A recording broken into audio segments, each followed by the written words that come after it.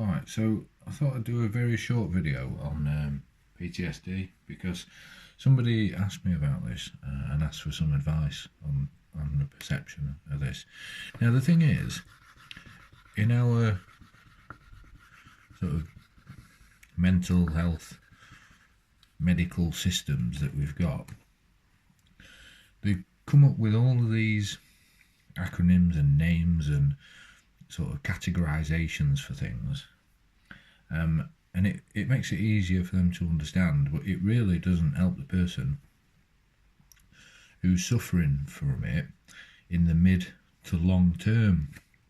And I'll tell you why, right? Because it's stress, right? Now I don't think anybody would sort of particularly disagree with that. Now what happens is stress, it's sort of like, what it's called depends on its intensity and also the duration of time. Right? Now, stress, you would say, is over a sort of long sort of period of time. Now, PTSD, which when it happens, which is trauma, right? Now, trauma happens over a shorter period of time and it's very intense, right? So that's sort of the difference in the names, right? Whether it's stress, trauma, and then post-traumatic stress is the after time, what you're left with. Now, like we've said, PTSD is a high intensity over a short space of time. So let's say that that's it. Now the problem comes when what happens is you've spent, let's say, 1 year, 2 year, 3 year dealing with this, and you're still calling it PTSD, right? This is where the problem comes, because this is what's been categorized for identification purposes as PTSD. Then what we need to do, because it will keep you at this high intensity level if you keep calling it PTSD.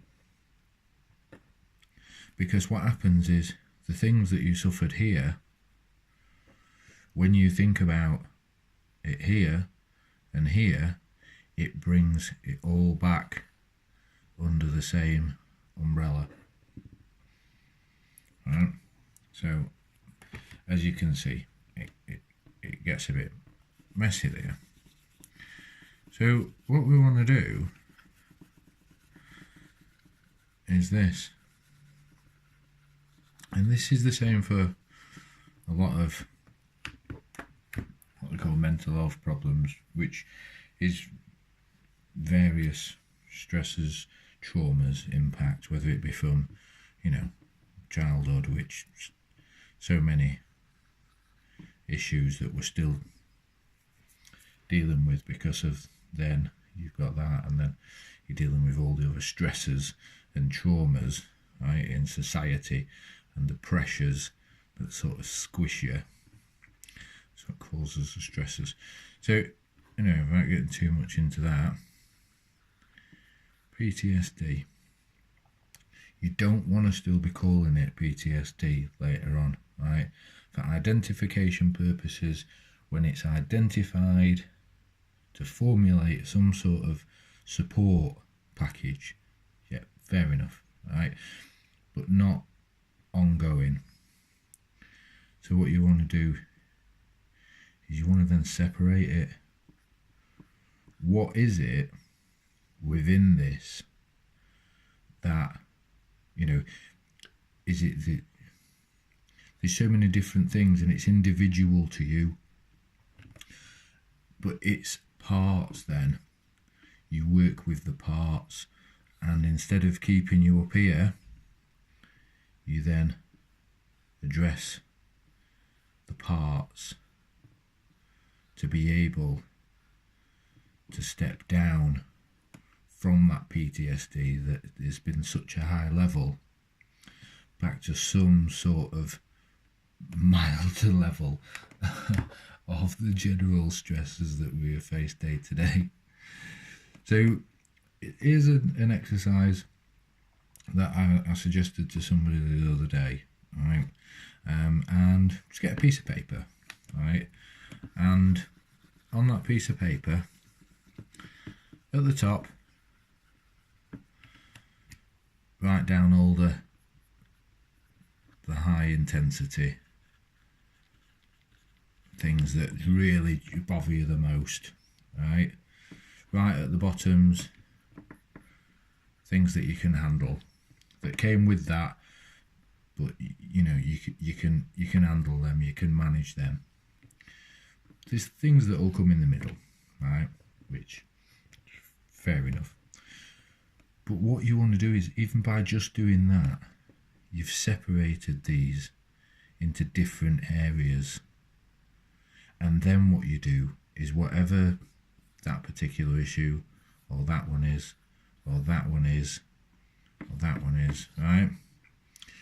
You then approach them as individual things to, look at, not calling them all PTSD, right? Now, I know this is, something that a lot of people, and the terminologies and the perception of mental illness and the labels, sometimes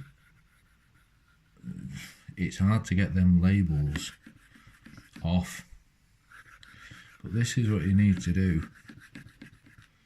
Rub it out. Make a list.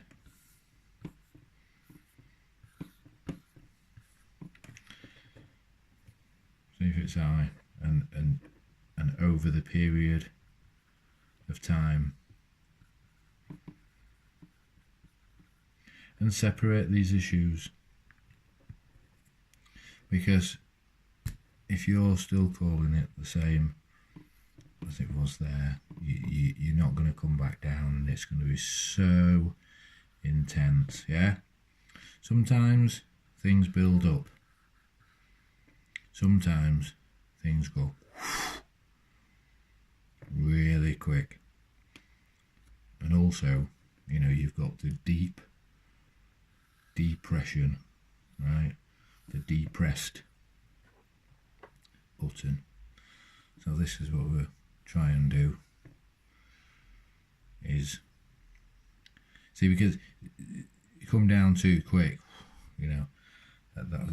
that's almost as traumatic as the up, and you want something that can be better maintained over time.